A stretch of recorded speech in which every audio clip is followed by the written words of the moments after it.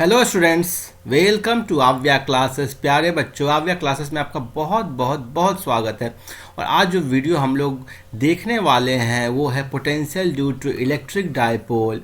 आपको section 2.4 class 12 chapter 2। आप लोग को इसमें ये मालूम चलेगा कि इलेक्ट्रिक डाइपोल के कारण पोटेंशियल क्या होता है। हम लोग इस फॉर्मूला को डिराइव भी करेंगे।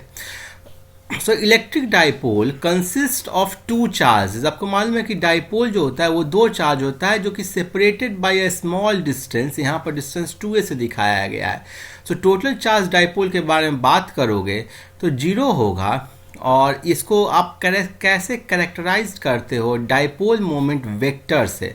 डाइपोल मोमेंट वेक्टर P आपको -q से +q के अलोंग होता है और उसका मैग्नीट्यूड होता है, यदि इनके बीच का डिस्टेंस d है तो चार्ज q इंटू डी। अब ध्यान दो, दोनों चार्ज नहीं लिखना है, एक का चार्ज q लिखना है और इनके बीच का डिस्टेंस से मल्टीप्लीकेशन लेना है। साथ ही डायरेक्शन दिखा दिए, मीन्स कि ये वेक्टर क्वांटिटी है। whose point in direction from -q to q. We have already shown that हम लोगों ने देख रखा है कि डाइपोल के कारण जो इलेक्ट्रिक फील्ड होता है वो न केवल r पर, जो डिस्टेंस है r, उस पर केवल डिपेंड नहीं करता है, बल्कि इस बात पर भी डिपेंड करता है कि r और p के बीच का एंगल क्या है। आपको यदि कोई भी डाउट हो तो electric field due to dipole जो पिछले चैप्टर का वीडियो है उसको देखिए, उसमें आपको समझ में आ जाएगा। एक्सियल पॉइंट, इक्वेटोरियल पॉइंट सबके लिए निकाला गया है। और ये हम लोगों ने देखा था कि लार्ज डिस्टेंस के लिए, जैसे सिंगल चार्ज में इलेक्ट्रिक फील्ड 1/r² का के रूप में फॉल करता है। आपको मालूम है कि सिंगल चार्ज के लिए इलेक्ट्रिक फील्ड होता है 1/4πε0 q/r²। इलेक्ट्रिक डाइपोल के केस में ये 1/r³ के प्रोपोर्शनल होता है। इलेक्ट्रिक फील्ड आपको प्रोपोर्शनल होता है 1/r³। डाइपोल के केस में, सिंगल चार्ज के केस में 1/r² होता है। अब हम लोग देखेंगे कि electric potential due to dipole और ये कैसे सिंगल चार्ज से डिफरेंट होता है। क्लियर है? आइए देखते हैं। As before we take the origin at the centre of dipole. यहाँ पर हम लोगों ने ओरिजिन लिया और इसके ऊपर में +q से दिखाया और नीचे में -q। डाइपोल मोमेंट इस डायरेक्शन में होगा, जिसको मैं यहाँ पर p से दिखाया हूँ, जहाँ p का वैल्यू क्या हो जाएगा, q इंटू 2a इनके बीच का डिस्टेंस है। Clearly we now take the electric field obey the superposition principle। आपको मालूम है इलेक्ट्रिक फील्ड सुपरपोजिशन प्रिंसिपल को ओबे करता है, पोटेंशियल भी फील्ड से रिलेटेड है। ठीक है, आप इलेक्ट्रोस्टैटिक पोटेंशियल भी सुपरपोजिशन प्रिंसिपल को ओबे करेगा। ठीक है, पोटेंशियल आप इंडिविजुअल चार्ज के कारण निकालोगे और तब उसको जोड़ दोगे तो पोटेंशियल उस डाइपोल के कारण निकल जाएगा। Thus, the potential due to dipole is the sum of potential due to charges q and -q। अब देखो +q के कारण आप कैसे निकालोगे? +q से इस पॉइंट P की डिस्टेंस, डाइपोल के सेंटर से इसकी डिस्टेंस है r पर। ठीक है, ये लिया r पर है और ये एंगल थीटा बना रहा है डाइपोल मोमेंट से, यहाँ पर हमको निकालना है।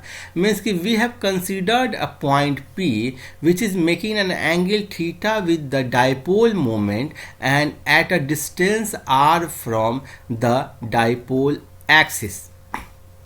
ठीक है, and a distance r from the centre of dipole. यहाँ से इसका जो q1 चार्ज इसका डिस्टेंस r1 है और q2 चार्ज इसका डिस्टेंस r2 है। तो इस चार्ज के लिए जो यहाँ पर पोटेंशियल का वैल्यू होगा वो क्या होगा, 1/4πε0 q/r1।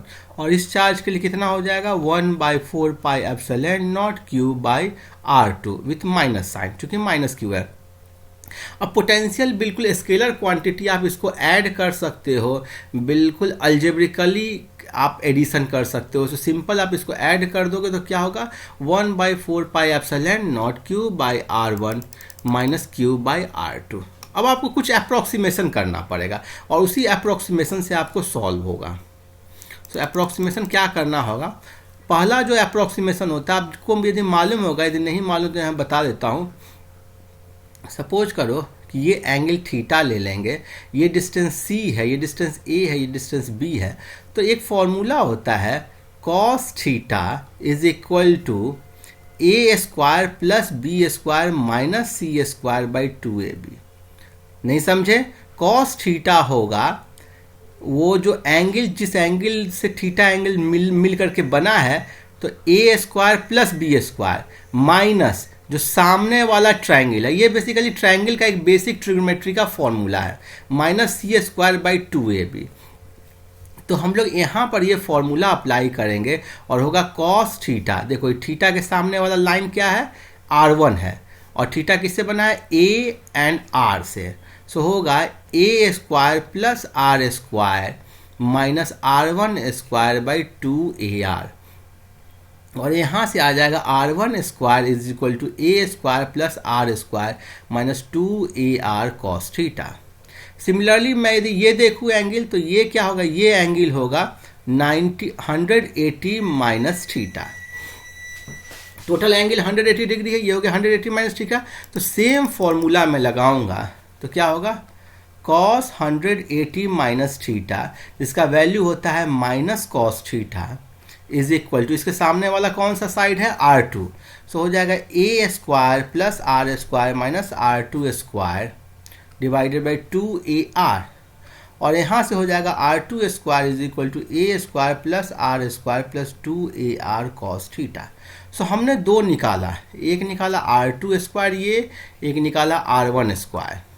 अब आपको अप्रोक्सीमेशन अप्लाई करना है। अप्रोक्सीमेशन क्या क्या है, देखो पहला अप्रोक्सीमेशन है कि r जो है ना वो a से बहुत बड़ा है। आपको मालूम है कि डाइपोल के बीच का जो डिस्टेंस होता है, यहाँ पर 2a दिखाया गया, ये बहुत छोटा होगा, ठीक है। किसके कंपैरिजन में, ये r इसके सेंटर से जो डिस्टेंस पर निकालना है। सो आप क्या करोगे, यहाँ पर से r1 का पहले लेते हैं, तो आप इसको ऐसे लिखोगे r1 square is equal to, r square आप कॉमन ले लो, तो r square 1 plus a square by r square minus 2a cos theta by r। अब देखो ऑलरेडी a r से छोटा है, a r से बहुत छोटा है, तो a स्क्वायर r स्क्वायर से तो बहुत बहुत छोटा होगा, तो ये टर्म को आप नेग्लेक्ट कर दोगे। तो ये क्या बन जाएगा, r square 1 minus 2a cos theta by r। और सिमिलरली r2 वाले से ये क्या बन जाएगा, r square 1 plus 2a cos theta by r। एक अप्रोक्सीमेशन हम लोगों ने यूज कर लिया, ठीक है। सो यही चीज़ यहाँ पर लिखा गया है। अभी आपको लाना है 1 बाई r1, ठीक है। सो आपने लिखा r1 square is equal to r square 1 minus 2a cos theta by r। अब इसको आप स्क्वायर रूट ले लो, तो r1 is equal to approximately r square root 1 minus 2a cos theta by r। 1 by r1 के लिए इसको इधर ले जाओ, so 1 by r1 is equal to 1 by r 1 minus 2a cos theta by r का पावर माइनस 1 बाई 2। क्लियर है? ये power square root 2 को मैंने 1 बाई 2 लिखा, जब इधर आ जाएगा तो माइनस 1 बाई 2 हो जाएगा। अब इसको आप फर्दर कैसे सॉल्व करोगे? सो एक कंसेप्ट है जो मैं सिखा देता हूँ बाइनोमियल का, यदि आपको मालूम है तो ठीक है, नहीं तो यहाँ पर आप समझ लो कि 1 plus x to the power n कितना होता है, 1 प्लस nc1। nc1 मतलब nx plus n into n minus 2 by 2 x square plus n into n minus 2 into n minus 3 by 6 x Q, ऐसे करके जाएगा, ठीक है। n का वैल्यू माइनस 1 बाई 2 है यहाँ पर, तो कितना हो जाएगा 1 माइनस 1 बाई 2 एक्स प्लस, देखो एक्स स्क्वायर, ये जो टर्म है ना इसमें a बाई आर का कंपोनेंट है, तो ये टर्म अपने आप में बहुत ज़्यादा क्या हो जाएगा, छोटा होगा, और एक इसका स्क्वायर लोगे तो और छोटा होगा। लेकिन कैसे होगा, एक्सपेंशन सो दिखा देता हूँ, minus 1 by 2 minus 1 by 2 minus 2 by 2 into ये जो टर्म है ना एक्स स्क्वायर।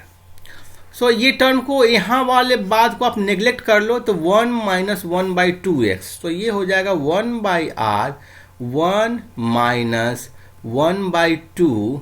सो यहाँ पर देखोगे x का वैल्यू क्या है, देखो यहाँ पर 1 प्लस एक्स लिए थे ना, सो x का वैल्यू ये पूरा है, सो ये x का वैल्यू डाल दोगे minus 2a cos theta by r. ठीक है, सो ये हो गया 1/r 1 plus 1/2 2a cos theta by r. So ये हट जाएगा और हो जाएगा a cos theta by r. So 1/r1 का वैल्यू हुआ 1/r 1 plus a cos theta by r. और उसी तरीके से ये 1/r2 का वैल्यू आ जाएगा, यहाँ पर चूंकि प्लस साइन है ना, तो ये आ जाएगा 1 माइनस a/r cos थीटा। तो ये दोनों टर्म निकाल दिए, यहाँ तक कर लिए ना तो आपका काम बन गया। ठीक है, सो आपको अब निकालना है, ठीक है, क्या था 1/4 pi epsilon naught q by r1 minus q by r2। So 1/4 pi epsilon naught q common ले लो, 1/r1 minus 1/r2, 1/r plus a/r square cos theta minus 1/r minus minus plus a/r square cos theta. ये term cancel out हो गया, बचा क्या आपको, बचा 1/4 pi epsilon naught q into 2a cos theta by r square, जो कि यहाँ पर लिखा गया है। और आपको मालूम है q इंटू 2a किसके इक्वल हो गया, चार्ज इंटू डाइपोल के बीच का डिस्टेंस, जो कि p के इक्वल हो गया। So 1/4 pi epsilon naught p cos theta by r square. So यही होता है पोटेंशियल का फॉर्मूला, बहुत ही इंपॉर्टेंट है। इसको वेक्टर फॉर्म में फिर से मैं लिख देता हूँ, v is equal to 1/4 pi epsilon naught p cos theta by r square. अब मैं इसको वेक्टर नोटेशन में लिखना चाहूँगा तो कैसे लिखूंगा, देखो p cos थीटा कहने का मतलब क्या हो गया कि p एक वेक्टर है, दूसरा वेक्टर कौन होगा जिससे ये एंगल थीटा बना रहा है। दूसरा किस वेक्टर से एंगल थीटा बना रहा है, देखो p आपको ऊपर की तरफ है, ठीक है, p आपको ऊपर की तरफ है, इस तरफ आपको p है, ऊपर की तरफ p है, और ये यही एंगल थीटा बना रहा है r। सो इस डायरेक्शन में यूनिट वेक्टर ले लोगे, चूंकि आपको इसका मैग्नीट्यूड लोगे तो आपको 1 आना चाहिए, चूंकि क्या है p cos थीटा केवल है। ठीक है, सो आप क्या करोगे, इसको लिखोगे, इसको लिख दोगे, p cos थीटा को आप लिख दोगे वेक्टर p डॉट r। कैसे, क्योंकि यदि आप इसका मैग्नीट्यूड लोगे तो क्या हो जाएगा, वेक्टर p है तो इसका होगा मैग्नीट्यूड हो जाएगा p का मैग्नीट्यूड p, r कैप का मैग्नीट्यूड 1 इंटू कॉस थीटा, हो गया ना p cos थीटा। सो ये चेंज हो जाएगा where r cap is the unit vector along the position vector OP, और यहाँ से आ जाएगा पोटेंशियल का value 1/4 pi epsilon naught p dot r cap by r square. मेरे ख्याल में समझने में कोई दिक्कत नहीं होती चाहिए, कोई दिक्कत हो तो मुझसे कमेंट करके पूछे, एक एक स्टेप को मैंने आपको समझाया है ये कैसे आया। इक्वेशन 2. अच्छा देखो ये किसके लिए ट्रू है, when r is much greater than a, because हम लोगों ने अप्रोक्सीमेशन का यूज़ किया है। Equation 2.15 is as indicated approximately true only for distance large compared to size of dipole, so that higher order term in a by r is negligible। हम लोग ने higher order term of a by r को negligible करके निकाला है। So for a point dipole at the origin is however exact। ठीक है, अब देखो कि ये यहाँ पर आर स्क्वायर का टर्म आया था, सिंगल चार्ज के लिए होता है 1/4 pi epsilon naught q by r, और डाइपोल के केस में आ गया 1/4 pi epsilon naught p r cap by r square. कितना डिफरेंस है, अब अलग अलग वैल्यू के लिए निकाल लो। ठीक है, पहले डाइपोल के एक्सिस पर जब थीटा का वैल्यू देखो, डाइपोल का एक्सिस क्या होगा, ये माइनस क्यू था, ये प्लस क्यू है, तो डाइपोल का एक्सिस मीन्स कि यहाँ पर यदि इस साइड निकालना हो तो p की तरफ ही है तो थीटा का वैल्यू 0 हो जाएगा। यदि पॉजिटिव चार्ज की तरफ निकालना हो तो थीटा का वैल्यू 0 हो जाएगा, और थीटा का वैल्यू 0 दोगे तो cos 0 is equal to 1। So हो जाएगा v is equal to 1/4 pi epsilon naught, plus वाला लेना, ठीक है, p बाई आर स्क्वायर। इसके लॉन्ग लोगे तो थीटा का वैल्यू कितना हो जाएगा, थीटा आपने इसी एंगल से लिया था, 0 ले लिए तो इससे चिपक गया, 180 डिग्री ले लोगे तो पूरा ही घूम जाएगा, तो थीटा हो जाएगा 180 डिग्री, तो कितना हो जाएगा -1/4 pi epsilon naught p by r square. So positive sign for theta 0, negative sign for theta pi. The potential in the equatorial plane. Equatorial plane इसका perpendicular plane होता है. So equatorial plane के लिए theta का value 90 degree हो जाएगा और जो पोटेंशियल का वैल्यू 0 हो जाएगा. ऐसे भी आप सोच सकते हो कि यहाँ पर आपको प्लस क्यू है, यहाँ पर आपको माइनस क्यू है. सो प्लस क्यू का इससे जितना जो डिस्टेंस है वही माइनस क्यू का यहाँ से डिस्टेंस होगा. और इस केस में पोटेंशियल यहाँ पर प्लस क्यू के कारण एक पॉजिटिव साइन के साथ आएगा. मान लेते हैं R1 ले लो तो इससे भी R1 होगा, तो इसके कारण हो जाएगा 1/4 pi epsilon not Q by R1. इसके कारण हो जाएगा 1/4 pi epsilon not minus Q by R1 और दोनों एक दूसरे को क्या कर देगा, कैंसिल आउट कर देगा. सो इक्वेटोरियल प्लेन में हमेशा 0 होता है. अब important contrasting feature of electric potential of a dipole from due to single charge. अब क्या क्या हो सकता है. पहला हो गया the potential due to dipole depends not only on r. केवल आर पर डिपेंड नहीं करता है, जबकि चार्ज प्लस क्यू के लिए आप किसी भी डायरेक्शन में एक आर डिस्टेंस पर एक सर्किल बना दो, स्फीयर बना दो, तो स्फीयर के हर एक पॉइंट पर पोटेंशियल का वैल्यू सेम होगा. यहाँ पर ये डिस्टेंस के साथ साथ एंगल पर भी डिपेंड कर रहा है डाइपोल में, but also on the angle between position vector r and dipole moment p. It is however axially symmetric about p. That is, if you rotate the position vector r from about p, taking theta fixed, the points corresponding to p on the cone so generated will have the same potential as at p. ये बहुत आसान है, बोल रहा है कि ये theta पर डिपेंड कर रहा है. सो थीटा यहाँ पर ले लो. सो आप एक कोन ऐसे बना दो. सो इस कोन में कोई भी पॉइंट लोगे तो थीटा एंगल क्या होगा, सबके कारण थीटा एंगल होगा सब पर. और उस केस में आपको आर भी सेम हो गया, थीटा भी सेम हो गया, तो आपको सेम बन जाएगा, पोटेंशियल का वैल्यू सेम होगा. The electric dipole potential falls off at large distance as 1 by r square, not as 1 by r. Characteristics of potential due to single charge. ठीक है, ये हम लोग देख चुके हैं. और you can refer to figure 2.5 of the graph 1 by r square versus r and 1 by r versus r drawn there in another context. आपको मालूम है कि कैसे 1 by r square और 1 by r का ग्राफ चेंज होता है. सो आई एम श्योर आपको वीडियो बहुत अच्छा लगा होगा. हम लोग अगले वीडियो में देखेंगे potential due to a system of charges. आपने इस चैनल को सब्सक्राइब नहीं किया तो उसे सब्सक्राइब करें, लाइक करें, शेयर करें. Keep watching. Happy learning. Thank you.